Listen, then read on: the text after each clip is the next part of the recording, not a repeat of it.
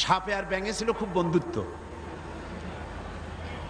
ব্যাঙ বলছে সাপ, তোমারে দেখতে খুব ভালো, তেল কুচকুচে, তারপরে তুমি যখন ফনা ধরো তাও দেখতে বেশ সুন্দর, কিন্তু তোমার একটা দোষ, এটা না বলে পারলাম না, নেভার মাইন্ড। সাপ বলল আচ্ছা বলো, কি বলতে চাও? ব্যাঙ বলছে তুমি যখন চলো তখন তুমি কিন্তু সোজা হয়ে চলো না, খালি এইরকম করে চলো, এইটা বড্ড বিশ্রী লাগে। তা না হলে তুমি অন্য দিক থেকে খুব ভালো, দেখতেও ভালো, ফনা ধরলে খুবই সুন্দর লাগে।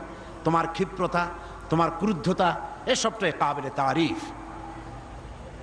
সাপ শুনে বলছে বেয়াদব, আমার সমালোচনা করার এত বড় দুঃসাহস কোথায় পেলি? ফনা তুলেছে, ফস করে উঠেছে। ব্যাঙ বলে ওরে বাবা, এত প্রশংসা করলাম, একটু সমালোচনা করছি, সহ্য করতে পারলি না। ও দিল লাভ, ব্যাঙ লাভ দিয়ে পড়ছে পুকুরের মধ্যে। এখন ফোস করে উঠছে, পাশে ছিল এক রাখাল।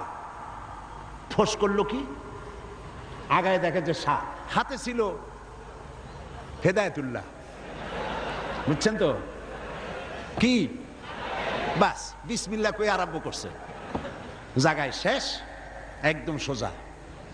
ব্যাঙ অনেক সময় পর ডুব দিয়ে ভাসে উঠছে, আস্তে আস্তে করে যায় দেখে বন্ধু তো একদম সোজা। কারণ কি? কাছে যেয়ে দেখে চিন্তা নাই, মুখ দিয়ে ফেনা টানা বাইরে হয়ে গেছে। কয় বন্ধু সেই সোজা হইলেন, তবে মুখ দিয়ে ফেনা বাইরে সোজা হইছেন, ফেনা থাকতে আর সোজা হইলেন না। সুতরাং আপনারা ঠিকই ফিরে আসবেন, তবে সহজে আসবেন না, কারণ ক্ষমতা বড় বালাই, এটার দারুণ মোহ। আল্লাহর দিকে ফেরেন।